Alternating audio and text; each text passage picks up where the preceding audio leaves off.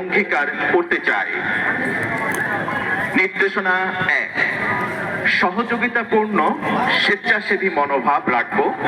অনুষ্ঠানটা আমার, একে সফল করার দায়িত্ব আমি পালন করব।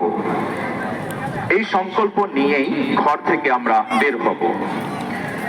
নির্দেশনা 2, আসার পথ কিংবা মাঠ শেষে সোহরাওয়ার্দী উদ্যানের সমাবেশস্থল আমরা নিজ দায়িত্বে পরিষ্কার পরিচ্ছন্ন রাখব।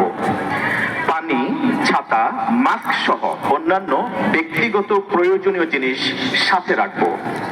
মেডিকেল ইমার্জেন্সিতে উপস্থিত স্বেচ্ছাসেবকদের মাধ্যমে মেডিকেল টিম এবং অ্যাম্বুলেন্সের সহযোগিতা নেব। নির্দেশনা 3, যে কোনো পরিস্থিতিতে উত্তেজনা পরিহার করব। আমি আবার পড়ছি, যে কোনো পরিস্থিতিতে উত্তেজনা পরিহার করব। আইন শৃঙ্খলা রক্ষায় সচেষ্ট হব।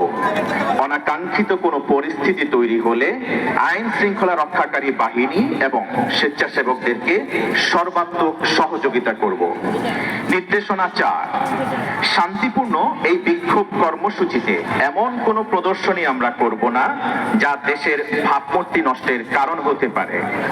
কোনো দল বা গোষ্ঠীর প্রতীক এড়িয়ে সৃজনশীল ব্যানার, প্লাকার্ড এবং কেবলমাত্র বাংলাদেশ ও ফিলিস্তিনের পতাকা বহন করার মাধ্যমে সংহতি প্রকাশ করব।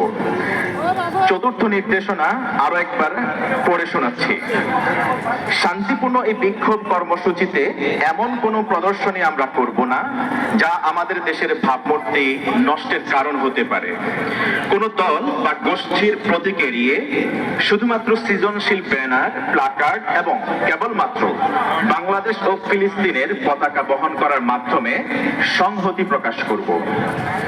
নির্দেশনা 5, দেশের জনগণের জান ও মালের ক্ষতি সাধনকে প্রতিবাদের ভাষা হিসেবে প্রতিষ্ঠাকারীদেরকে ষড়যন্ত্রকারী হিসেবে চিহ্নিত করব।